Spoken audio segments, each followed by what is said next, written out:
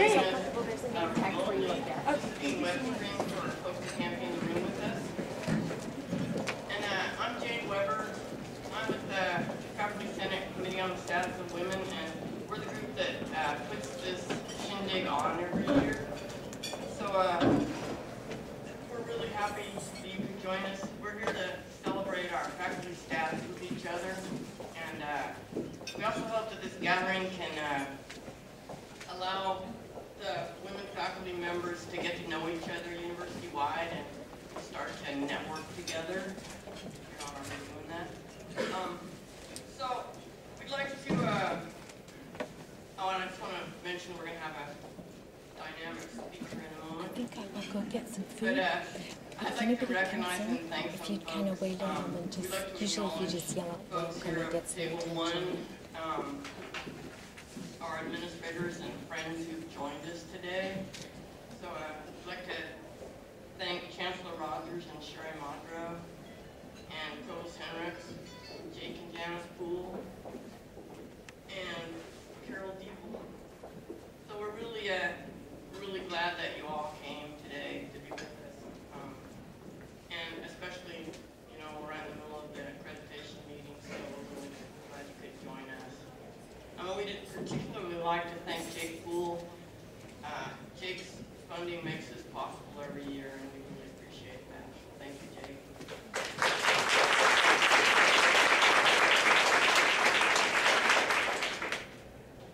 And now I'd like to ask faculty who were recently promoted to full professor to stand up for a second.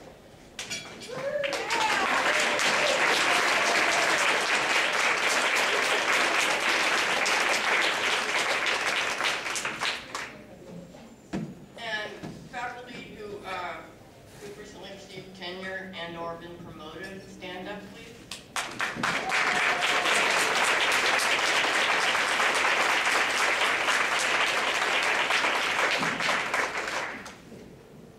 And I'd like to ask our new faculty members to stand up. Do we have any here today?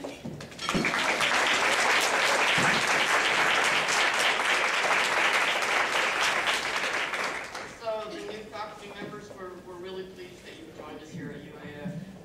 Thank you for coming. I'd like to congratulate all our faculty who recently received awards or had books or papers published. Congratulations. I'd like to thank the Committee on the Status of Women, if you'd stand up for a sec.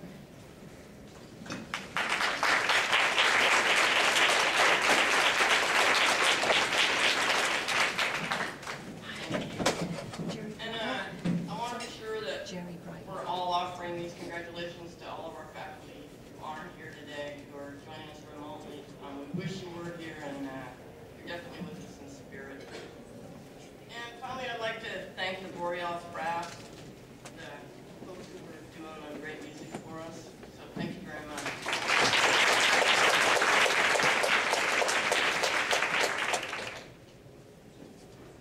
And now I'm excited to tell you about our speaker today, Carol Gold. Carol's the woman who actually was responsible for getting the Faculty Senate Committee on the Status of Women into being, sorry, and so of course she started these luncheons as well, so that's what I'm particularly thankful about. And Carol's been teaching European and women history here at UAF since 1980. She midwived, I'm not sure that's a word, but it was, at UAF's Women's Studies program in 1992, and she was the first coordinator of that. She also established our Women's Center in its current format in 1994, and she served as the first director of that. Also in 1994, Carol received the Ruth Lister Feminist Award from the Alaska Women's Lobby. So that's pretty awesome. Carol's been a colleague and a mentor and a good friend to me and to many of us here at UAF. So I'd like to introduce Carol Gold, Distinguished Professor of History Emeritus.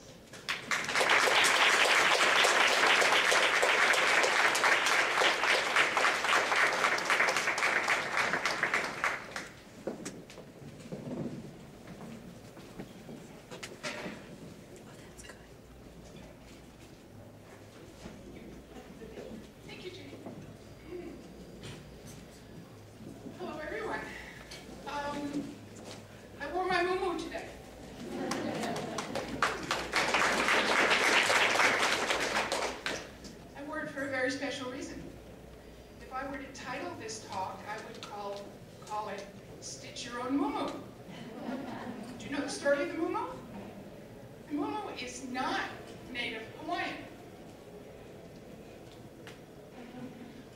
When the European missionaries first got to the Hawaiian Islands, they saw bare-breasted women, and they were scandalized.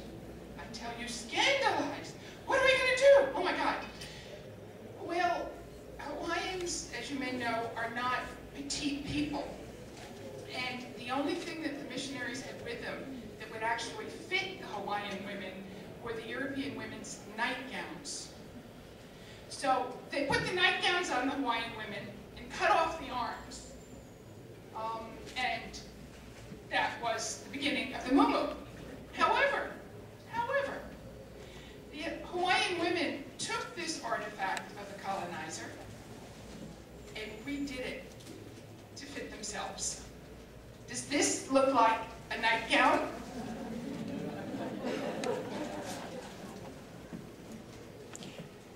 So my theme today is, ladies, let's take the academy apart.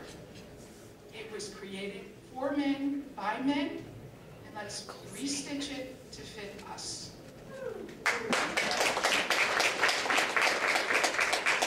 Okay, so a little bit of background. I've been thinking this year, my mother would have been 100 last month. She was born in 1911. She died some years ago. But in 1911, when she was born, women could not vote. And now we have women running for president. Now, there may not be women I'd vote for, but we have women running for president. And this is a dramatic change in a century which is short by historical standards.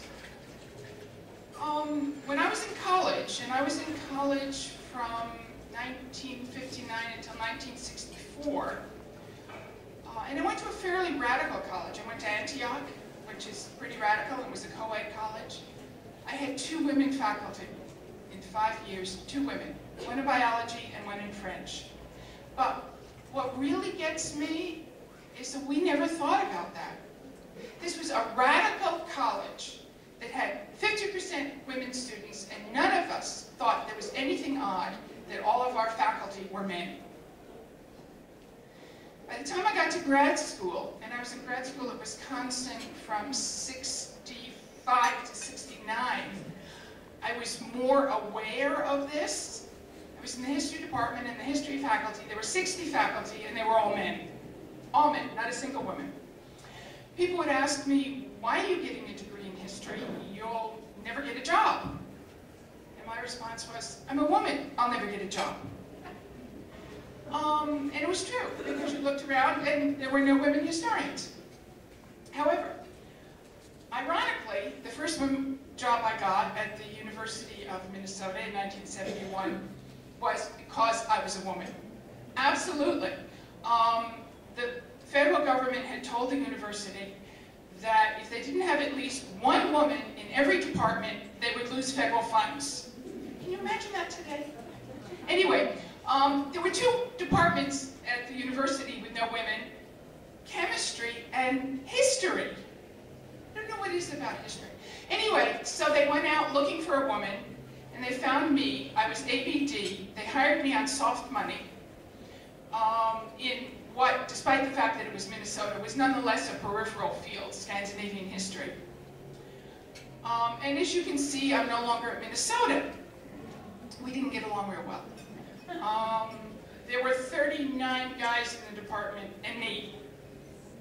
And as I told someone recently, if I hadn't been a feminist before, that experience would have made me a feminist. They would say things like, we have to hire the best man for the job. And I'd say, or woman.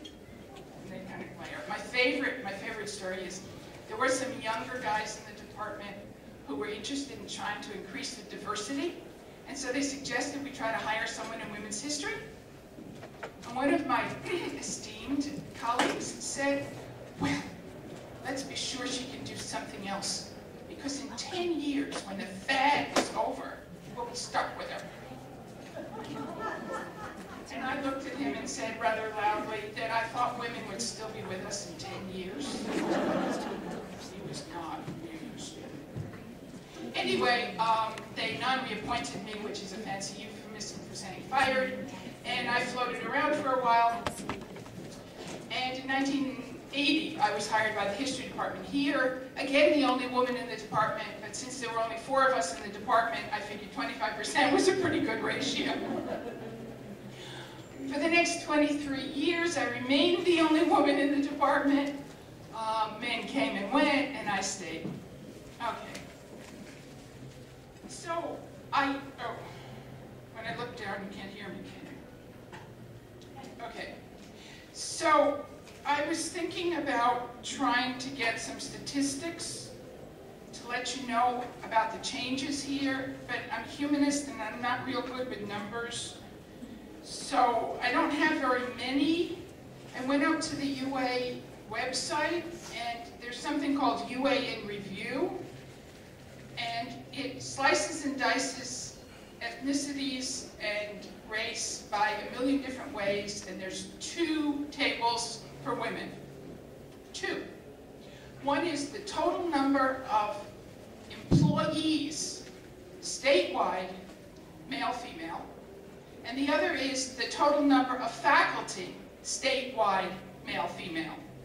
And according to that, there are 51% women faculty and 49% men faculty, statewide. But this includes full-time, part-time instructors, term, here, there, in my mother's garden. That's it. That's what I could find.